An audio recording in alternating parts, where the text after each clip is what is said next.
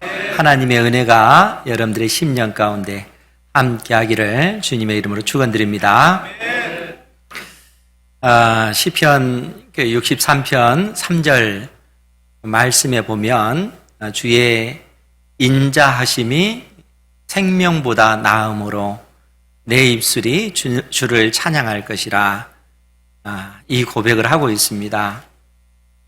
주의 인자하심이 생명보다 나음으로, 좀 의문이 들잖아요. 내 생명보다 주의 인자하심이 낫다라는 이 표현은 나의 그 생명을 유지하는 데 있어서 하나님의 은혜로 내 생명이 유지되어진다 라는 그러한 의미입니다.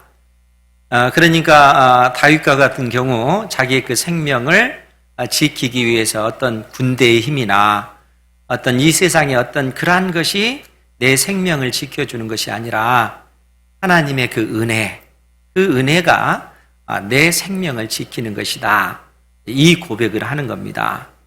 그러니까 하나님의 그 주의 인자하심, 하나님께 소망을 두고 하나님만이 내 생명을 지켜주실 수 있습니다. 하나님께서만이 이 세상의 어떤 나를 대적하는 그 군대의 그 힘으로부터 나를 지켜줄 수 있습니다. 이 세상의 수많은 병마로부터 하나님께서 내 생명을 지켜주실 수 있습니다. 믿음으로 하나님만 의지하시고 또 기도하시고 하나님께 소망을 두는 여러분들 되시기 바랍니다. 어찌됐든 이 전국적으로 코로나 바이러스로 인해서 또 이 복된 이 주일이 성도들이 이제 염려하는 그런 것 때문에 또 적절한 어떤 그 방역 이 작업을 위해서 또 성도들이 많이 좀 예배를 받고, 또 어떤 데는 그 공적으로 예배 드리지 않고 이제 그 어떤 그 방송을 통해서 예배 드리는 그러한 교회도 있습니다. 우리가 신앙이 없어서 그런 것이 아니고 지금 국가가 취하는 그 방식을 우리가 협조하면서 그 가운데 하나님께 소망을 두면서 예배 드리면서 그렇게 하는 그러한 자세입니다. 그러니까 믿음이 없어서 저렇게 하는 거 아닌가 이런 생각하지 마시고, 예배 드릴 때도 마스크 쓰셔도 괜찮아요. 그러니까 편한 마음으로 하나님을 예배하는 그러한 자세로 오늘 하나님 앞에 예배 드리기 원합니다. 오늘 우리가 읽었던 시편 131편 이 말씀은 제가 자주 보는 말씀이고 또 여러분들에게 자주 증거하는 그러한 말씀입니다. 그런데 다시 한번 해야 되겠다라고 생각하는 그 이유가 뭐냐면, 단순히 여러분들이 이 말씀을 지식으로만 알고 있는 것이 아니라 여러분들의 행동으로, 여러분들의 삶으로 이 말씀이 체화됐으면 좋겠다라는 생각이 듭니다.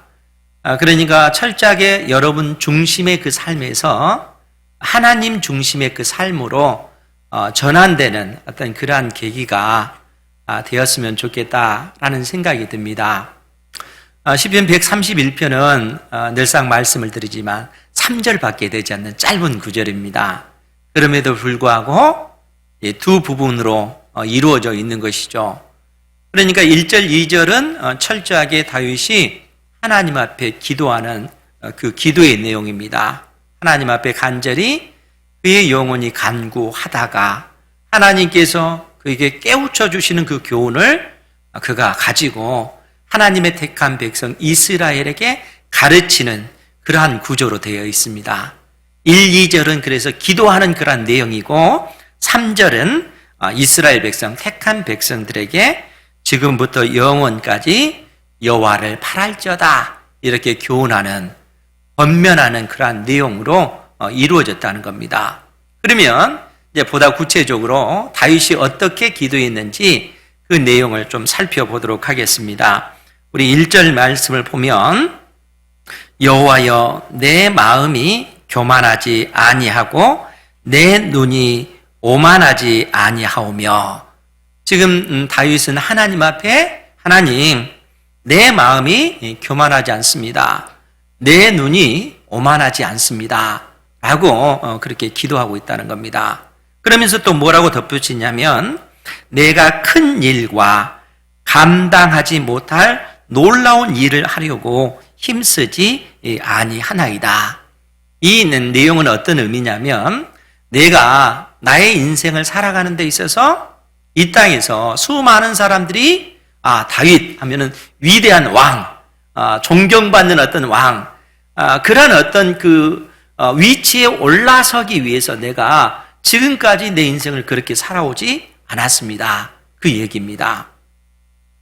사람들은 이 땅에 살아갈 때 부와 명예와 권력을 누구나가 다 추구하잖아요. 이 땅에 많은 재물이 있었으면 좋겠고 또 건강도 있었으면 좋겠고 행복한 삶도 있었으면 좋겠고 사람들이 나를 존경하는 그러한 명예도 나에게 있었으면 좋겠고 나름대로 그러한 권세도 있기를 원합니다. 이러한 것을 추구하지 않는 사람은 한 사람도 없어요. 인간이 본성적으로 그러한 삶을 추구한다는 거예요. 그런데 놀랍게도 다윗은 나는 내 인생을 통해서 그러한 삶을 추구하지 않았습니다. 다윗이 이렇게 하나님 앞에 기도하고 있다는 거예요.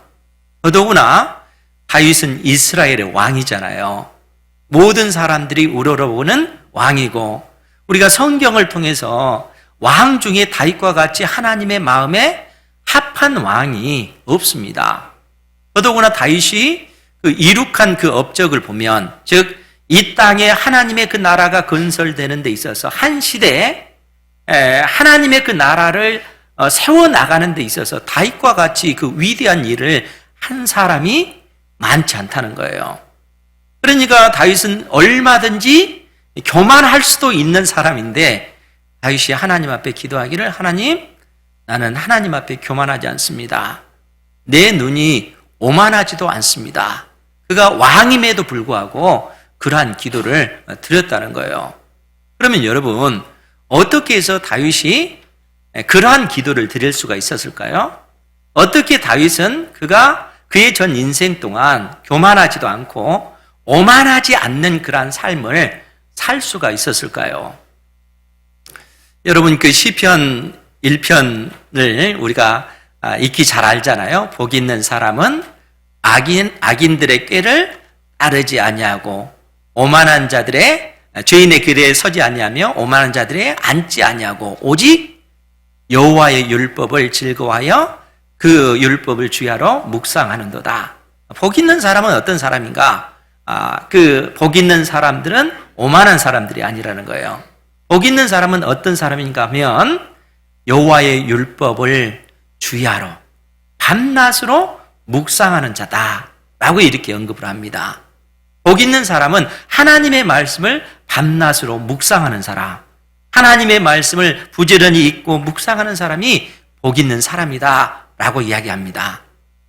복된 사람이 되시기 바랍니다. 그러면서 그 시편 1편은 그 여호와의 율법을 주야로 묵상하는 사람을 어떤 예를 드냐면 그 사람은 마치 시냇가에 심겨진 나무와 같다라고 얘기를 해요.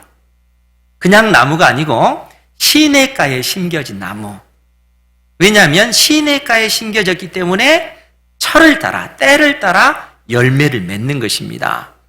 그러니까 주변의 환경이 가물다 할지라도 그 비가 내리지 않는 그러한 어떤 환경이라 할지라도 시냇가에 심겨져 있기 때문에 때를 따라서 열매를 맺는다는 거예요. 그러니까 여호와의 율법을 주야로 묵상하는 사람이 그와 같은 복된 삶을 살게 된다라고 말씀하고 있는 것입니다. 그런 삶을 사는 여러분들 되시기 바랍니다. 여호와의 말씀을 묵상하는 사람이 복된 사람이라는 거예요. 제가 왜 이 이야기를 하냐면 하나님께서 이스라엘 왕된 자에게 명하신 명령 때문에 그렇습니다. 우리가 신명기 17장을 보면 하나님께서 모세를 통해서 장차 이 땅에 이스라엘 백성들 가운데 왕을 요구할 것이다. 그리고 그 왕된 사람, 왕이 된 사람에게 하나님께서 명하신 것이 있습니다. 그것이 뭐냐면 이스라엘 왕된 사람은 첫 번째로 절대적으로 이스라엘 왕된 사람은 병마를 많이 두려고 해서는 안 된다. 병마라고 하는 건 군마, 전쟁에 쓰이는 말, 이 말들을 많이 모으려고 힘써서는 안 된다. 그 얘기를 해요. 군마를 많이 모아서는 안 된다. 그것이 첫 번째로 주어진 명령이고, 두 번째는 또 뭐냐면 이스라엘 왕된 사람은 아내를 많이 둬서는 안 된다라고 얘기를 해요. 왜냐하면 여기서 아내라고 하는 것은 그 이방 나라의 그 공주들, 이방 나라들과 이 전쟁하지 않고 평화를 유지하기 위해서 이방 나라의 그 공주들을 데려다가 아내를 삼음으로써 화친하는 이러한 방식으로 나라를 안정되게 끌어가려고 하는 이러한 방식을 택해서는 안 된다는 거예요. 왜냐하면은 이방의 그 공주들이 결국에는 우상을 가지고 와서 오히려 이스라엘을 타락하게 만들기 때문에 그렇다는 거예요. 그래서 이스라엘 왕된 자는 아내를 많이 둬서는 안 된다. 그리고 이스라엘 왕된 자는 은금을 많이 쌓아둬서는 안 된다라고 말씀하십니다. 그러니까 군마를 많이 둬서도 안 된다. 아내를 많이 둬서도 안 된다. 은금을 의지해서도 안 된다. 왜 그랬을까요?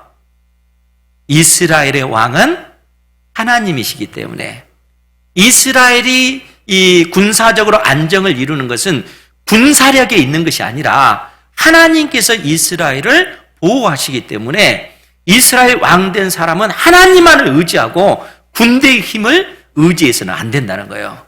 하나님만을 의지하고 이 세상에 은금을, 재물을 의지해서는 안 된다. 이러한 말씀을 하나님께서 이스라엘 왕된 사람에게 명령하셨다는 거예요.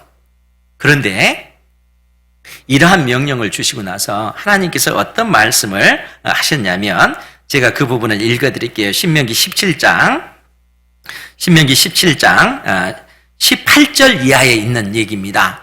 잘 들으시면 돼요. 신명기 17장 18절 이하의 말씀을 제가 읽어드리겠습니다. 그가 왕위에 오르거든, 이스라엘 사람 중에 왕위에 오르거든 이 율법서의 등사본을 레위 사람 제사장 앞에서 책에 기록하여 평생에 자기 옆에 두고 읽어 그의 하나님 여호와 경외하기를 배우며 이 율법의 모든 말과 이 규례를 지켜 행할 것이라. 이스라엘 왕된 사람은 레위 사람에게 가서 하나님의 율법서를 복사를 하라는 거예요. 등사를 해가지고 그 율법서를 늘 옆에 두고 주야로 그 율법서를 묵상하라는, 읽고 묵상하라는 거예요. 그리고 그 율법 속에 담긴 그 말씀을 깨닫고 그 명령대로 행하는 삶을 살아가야 된다. 이스라엘 왕된 사람은 마땅히 그렇게 해야 된다는 거예요. 그렇게 했을 때 어떤 일이 벌어지냐면, 그리하면 20절에 있는 내용이에요. 그리하면 그의 마음이 그의 형제 위에 교만하지 아니하고 이 명령에서 떠나 좌로나 우로나 치우치지 아니하리니 이스라엘 중에서 그와 그의 자손이 왕위에 있는 날이 장구하리라. 하나님의 그 말씀을 주야로 읽고 묵상하게 되면 어떤 유익이 주어지냐면, 그리하면 그의 마음이 그의 형제 위에 교만하지 않는다는 거예요. 형제들을 보면서, 자기보다 못한 연약한 그 형제들을 보면서, 아, 내가 저 사람보다 낫네?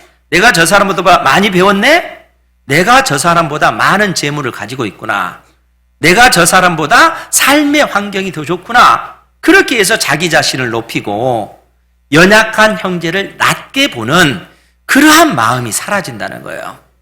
하나님의 말씀을 우리가 부지런히 읽고 묵상하게 되면 우리의 그 마음이 교만해지지 않는다는 겁니다. 지금 성경이 우리에게 그 사실을 얘기해 주고 있어요. 그러니까 다윗이 오늘 하나님 앞에 기도하기를, 여호와여, 내 마음이 교만하지 않습니다. 내 눈이 오만하지 않습니다. 이렇게 기도하는 그 이유가 뭐냐면, 다윗이 하나님의 말씀을 사랑해서 그 말씀을 통해서 하나님의 법을 깨닫고 하나님께서 그에게 가르쳐 주신 그 진리를 그가 붙잡고 있기 때문에 그렇다는 거예요. 하나님께서 가르쳐 주신 그 진리를 다윗이 붙잡고 있기 때문에 그가 하나님 앞에 수많은 믿음의 형제 자매들 앞에 그의 마음이 교만해질 수가 없다는 겁니다. 그의 마음이 오만해질 수가 없다는 거예요. 그러면 여러분 좀 더 구체적으로 교만하다는 그 뜻이 무엇이겠어요? 성경이 우리 인생을 향해서 교만하다라고 했을 때 그 교만하다라는 그러한 의미가 뭐겠습니까? 오늘 말씀의 제목이 여호와를 기억하라. 여호와를 기억하라는 거예요. 그러면 여호와의 무엇을 기억하라는 얘기일까요? 여호와를 기억하라.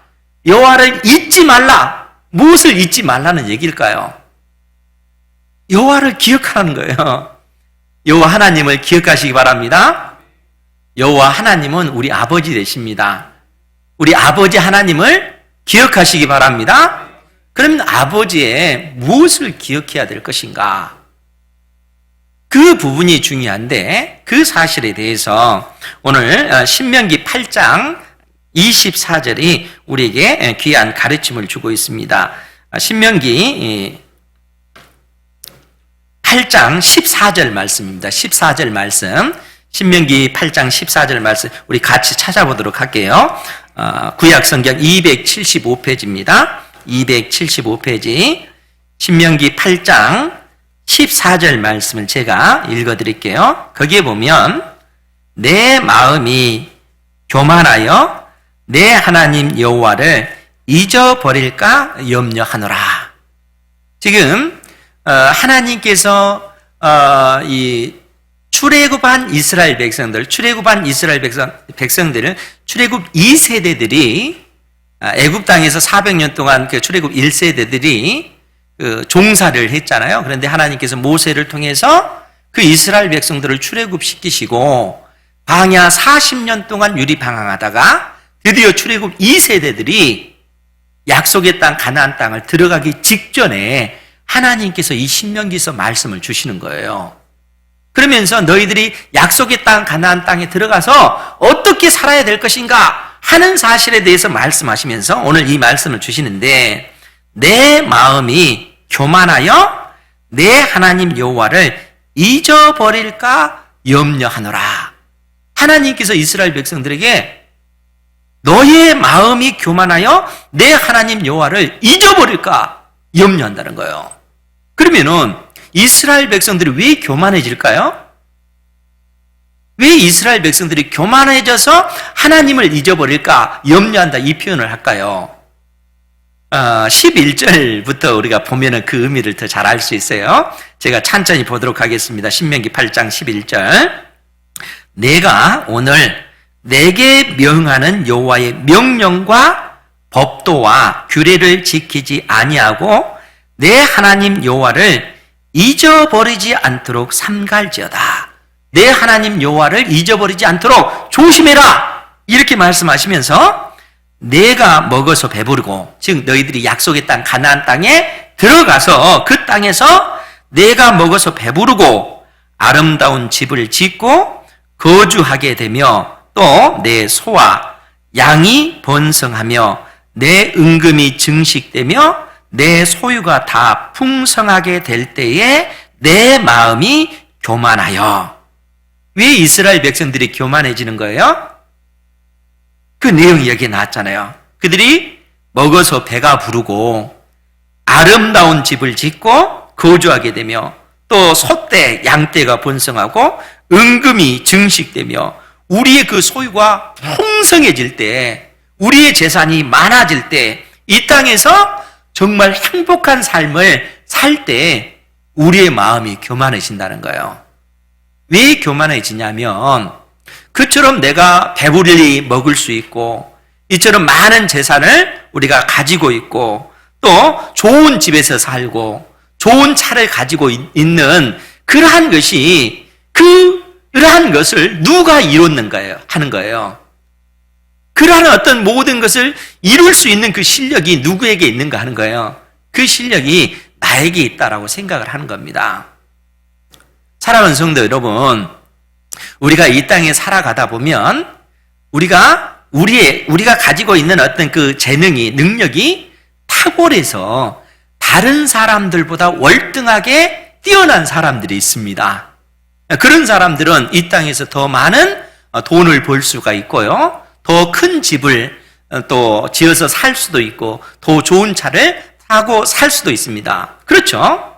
그런데 그러한 어떤 그 삶을 살다 보면 그렇지 못한 사람, 또 특히 많이 배우지 못하고 가난하게 살고 또 몸도 아프고 그러한 어떤 삶을 보면 저 사람은 왜 저렇게 살까? 좀 인생을 좀 행복하게 살아야지. 저게 뭔가? 저 사람의 능력이 저렇게 부족하기 때문에 그렇지. 이런 생각이 우리도 모르게 자연스럽게 들게 된다는 거예요. 그러니까 이스라엘 백성들이 약속의 땅 가나안 땅에 들어가서 그처럼 풍족하게 살 때 그들의 마음이 그처럼 교만해진다는 거예요. 그들의 생각이 그렇게 자연스럽게 교만해지게 되는 거예요. 그래서 교만해지면서 동시에 내 하나님 여호와를 잊어버리는, 하나님을 잊어버렸다는 거예요. 그러면 하나님을 잊어버렸다는 말이 뭐겠어요? 성경에서 교만하다라는 그런 얘기는 하나님을 잊어버렸다라는 그 의미와 같은 의미입니다. 우리가 교만하다, 오만하다 하는 그런 얘기는 하나님을 잊어버렸다는 얘기예요. 그러면 하나님의 무엇을 잊어버렸다는 거예요? 하나님께서 우리에게 그 모든 것을 다 주셨다 하는 사실을 잊어버렸다는 얘기예요.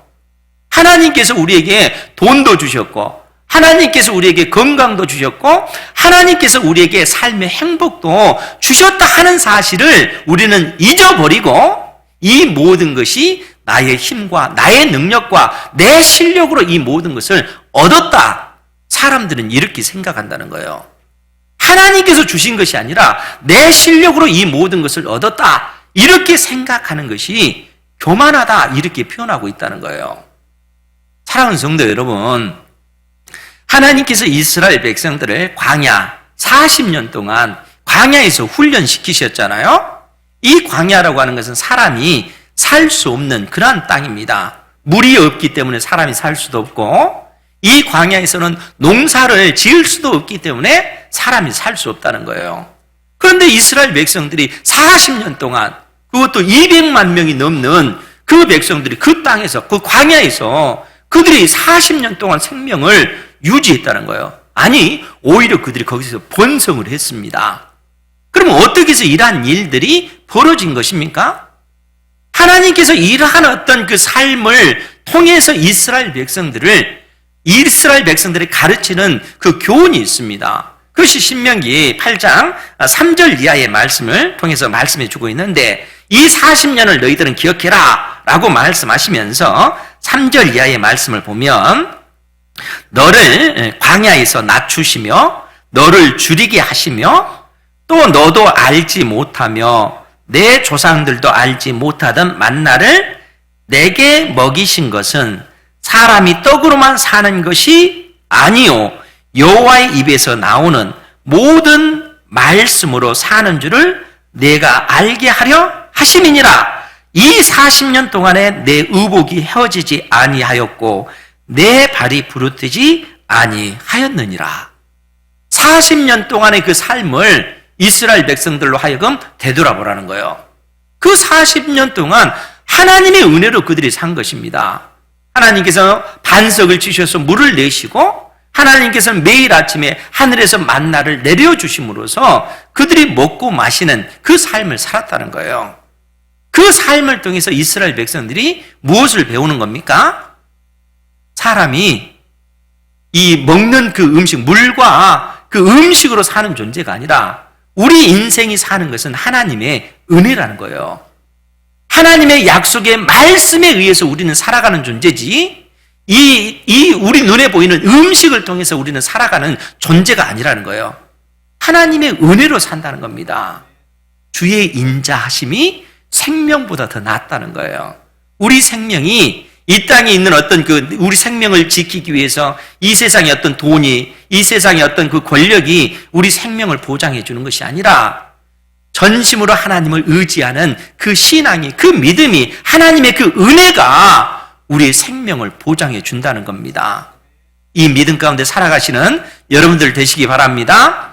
이스라엘 백성들은 그래서 40년 동안 그 훈련을 배우는 거예요. 매일매일 하나님께서 행하시는 그 기적을 통해서 사람은 하나님의 은혜에 의해서 살아간다 하는 사실을 배웠다는 거예요. 그리고 그 이스라엘 백성들이 이제는 어디에 들어가야 된다고요? 약속의 땅, 가나안 땅에 들어가야 돼요. 그 가나안 땅에는 기적이 나타납니까? 눈에 보이는 그 기적, 반석을 쪄서 물이 나옵니까? 그렇지 않습니다.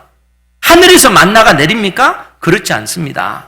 사람들이 열심히 땀을 흘려서 노동을 해가지고 우리가 먹을 음식을 그들이 구해야 되는 거예요. 열심히 노력을 해야 되는 거예요. 때에 따라 가물면은 샘을 파서라도 그 샘물이 솟구치는 하는 그런 방식을 통해서 우리가 마실 물을 얻어야 된다는 거예요. 가나안 땅은 그 땅입니다. 하나님의 어떤 그 기적이 우리 눈에 명확하게 보이는 그 땅이 아니에요. 그런데 우리는 매일매일 하나님의 그 기적을 믿음의 눈으로 바라보는 것이죠. 그렇지 않습니까? 내 힘으로 살아가는 것이 아니라 하나님의 은혜로 살아간다는 거예요. 믿음의 사람들만이 그러한 눈을 갖는 줄 믿습니다. 내 힘과 내 능력으로 사는 것이 아니라는 거예요. 하나님의 은혜로 산다는 거예요. 그러니까 가나안 땅에 들어가서는 하나님께서 그러한 기적을 보여주지 않지만 하나님께서는 나와 함께 계시고 하나님께서는 때를 따라 그 돕는 은혜를 나에게 베푸신다는 것을 믿음의 눈으로 바라보면서 그 땅에서 믿음의 삶을 살아가야 된다는 거예요. 그것이 하나님의 자녀들에게 요구하는 삶의 방식입니다. 그렇기 때문에 우리 주님께서 그러한 어떤 가르침을 주면서 오늘 아까 읽었던 신명기 8장 12절 이하의 이 말씀을 그래서 주시는 거예요. 내가 먹어서 배부르고 아름다운 집을 짓고 거주하게 되며 또 내 소와 양이 번성하며 내 은금이 증식되며 내 소유가 다 풍성하게 될 때에 내 마음이 교만하여 이 모든 것을 내 힘으로 내 능력으로 얻었다 이렇게 생각하기 때문에 내 마음이 교만하여 내 하나님 여호와를 잊어버릴까 염려하노라. 하나님께서 그 모든 것을 주셨음에도 불구하고 그러한 사실을 망각하고 내 힘으로 내 능력으로 이 모든 것을 얻었다 이렇게 생각한다는 거예요. 그것이 교만한 삶이라는 거예요. 그런 이스라엘 백성들을 향해서 하나님께서 16절 이하에 뭐라고 말씀하십니까? 내 조상들도 알지 못하던 만나를 광야에서 내게 먹이셨나니 이는 다 너를 낮추시며 너를 시험하사 마침내 내게 복을 주려 하심이었느니라. 그러나 내가 마음에 이르기를 내 능력과 내 손의 힘으로 내가 이 재물을 얻었다 말할 것이라. 내 하나님 여호와를 기억하라. 그가 내게 재물을 얻을 능력을 주셨습니다. 하나님께서 우리가 재물을 얻을 수 있는 그 능력 자체도 다 주셨다는 거예요. 그러니까 여러분들에게 있는 그 재능들, 여러분들이 다른 사람이 가지고 있지 못한 탁월한 어떤 그 재능과 그 능력이 여러분 것이라고 생각해서는 안 된다는 거예요. 그 능력 자체도 하나님께서 주셨다는 거예요. 믿으시기 바랍니다. 이 사실을 망각하게 되면 어떻게 돼요?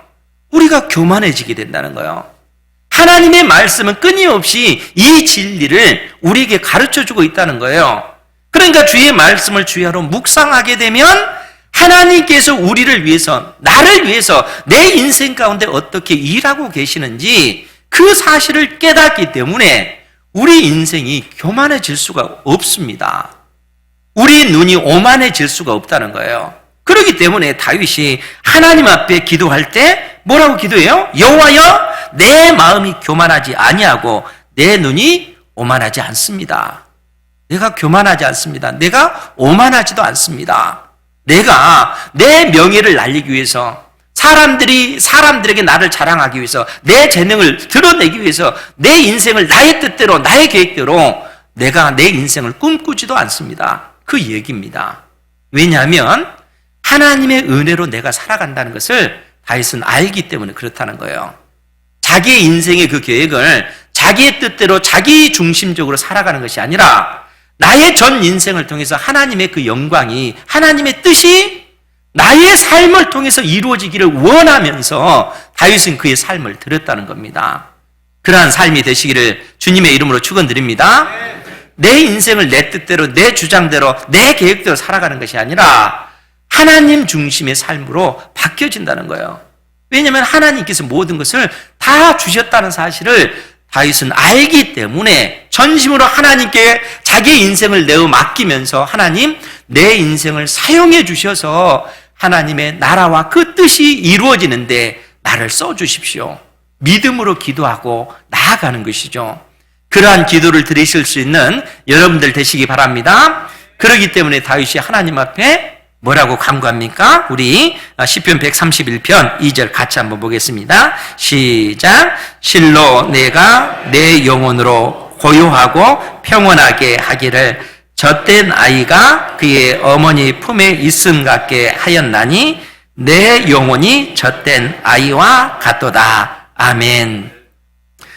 사랑하는 성도 여러분, 다윗이 자기의 그 영혼이 언제 가장 평온하고 언제 가장 고요했을까라고 생각했을 때 하나의 그 비유를 들어서 말씀해 줍니다. 그것은 뭐냐면 젖된 아이가 엄마 품에 안겨져 있을 때, 그때 이 젖된 아이가 누리는 그 평온함, 그 고요함을 이처럼 묘사를 해놓고 있다는 거예요. 그러니까 실로 내가 내 영혼으로 고요하고 평온하게 하기를 젖된 아이가 그의 어머니 품에 있음 같게 하였나니 내 영혼이 젖된 아이와 같도소이다. 늘상 이 구절을 보면 제 어렸을 때 그 기억이 어렴풋이 생각이 나요. 그러니까 아주 어렸을 때인데 요즘에는 엄마들이 그냥 분유를 먹여서 그렇게 키우지만 옛날에는 젖을 먹여서 엄마가 키우잖아요. 분유가 없으니까. 그런데 가물가물한 그 기억 속에 엄마 품에서 젖을 먹던, 그래서 엄마가 젖꼭지에 이제 젖을 못 먹게 하려고 빨갛게 약을 칠해가지고 이제 더 이상 젖을 못 먹어. 그렇게 했던 것이 어렴풋하게 기억이 있어요. 그러니까 여러분 생각해 보세요. 젖된 아이, 이빨이 난 아이가 엄마 젖을 먹으려고 하면 엄마가 먹게 합니까? 이빨이 났다는 얘기는 더 이상 이제 젖이 필요 없고 이제는 밥을 먹어야 된다. 그 얘기잖아요. 그러니까 엄마가 젖을 안 준다는 거예요. 그런데 그 젖을 떼려고 했을 때 그 아이가 밥을 먹으려고 합니까? 엄마 젖을 사모하죠. 그러니까 젖을 나고 그렇게 떼를 쓰면서 막 울잖아요. 그 젖된 아이가 젖을 떼려고 하는 그 아이가 그렇게 울고 불고 할 때 엄마가 그래 이제는 마지막 한 번이야. 이번만 할 거야. 그렇게 해가지고 엄마가 그 아이를 딱 안고 그 젖을 먹였을 때, 그리고 그 아이가 그 젖을 풍성하게 먹고 나서 배가 부른 상태에서 엄마 품에 탁 안겨서 엄마를 바라볼 때 그 평온함, 그 고요함이 얼마나 크겠는가 하는 거예요. 여러분 그렇지 않습니까? 그 젖된 아이가 간절하게 엄마를 사모하면서 엄마를 바라보면서 엄마에게 그 젖을 먹고 나서 엄마를 바라보는 그 눈빛, 다윗이 하나님 앞에 그렇게 기도하는 거예요.